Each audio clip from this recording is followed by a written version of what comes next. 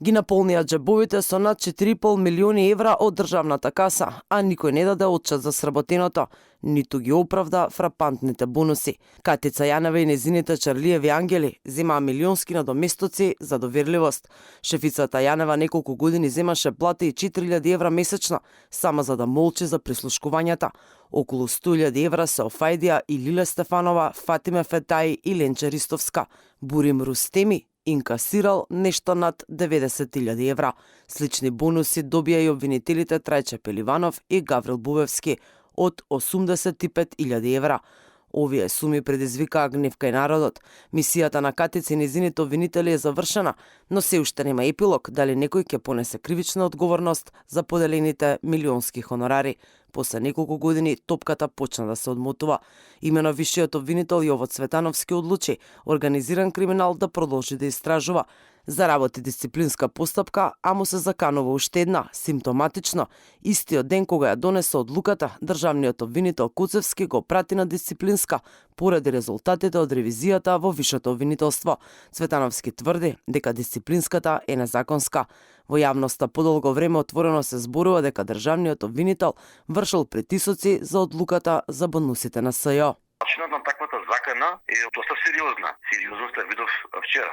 И покрај сите законски пречки, поведе ми е наводна дисциплинска постапка. Мојата реакција ќе биде, бидејќи дефинитивно ме нарушена мојата самостојност, кој законодавно ми се дозволува, ќе реагирам и до советни обвинители. После СЈО жалбата подесена се отвара надзор, одреден надзор, како редовен крстен, и таму се констатира нешто што јас сум констатирал и дал забелешки. И сега не знам како, бидејќи јавните обвинители не може да одговарат за различно толкување на правото. И тоа не може да представува никакво основа за утврдување на одговорност на обвинители. И сега имаме прекрашување на процедурите, прекрашување на законите и се е тоа со влијание директно кон мене.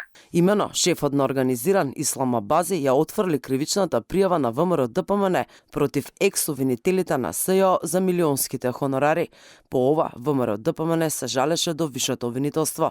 Сега на потек е шефот на организиран Исламабази, но државниот обвинител Куцевски не се согласува со одлуката на Цветановски да се истражува делењето на бонусите. Тој најави уште една комисија која ќе истражува како Цветановски донел одлука дека има сомнежи за криминал, а оштетена странка не била партијата ВМРО ДПМН. Со ова неизвестно е дека висшиот обвинител Цветановски го чека уште една дисциплинска. Адвокатот Дуковски е зачуден од ставот на државниот обвинител. Според него, обвинителството треба да истражува и многу помали суми ако има сомнежи дека се незаконски доделени, а не па вакви бонуси од милиони евра. Дотолку повеќе што се милионски, да не бидат милионски, да бидат и 100 евра мораат да се истражат.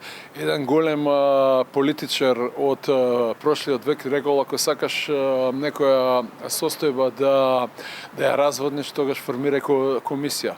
Формирањето на комисија при екзактна работа како што е обвинителство, предистрага или некаква истрага или поднесување на кривична пријава и постапување по кривична пријава е една будалаштина од епски размери. Треба да се остави обвинител да си постапува по таа кривична пријава. Инаку СЈО на стартот се фалеше дека работи на 30 истраги во кои се фатени 80 луѓе. Откако Катица Јанева беше фатена и седна на обвинителна клупа за милионски рекет, згаснаа и овластувањата на незините Чарлиеви ангели.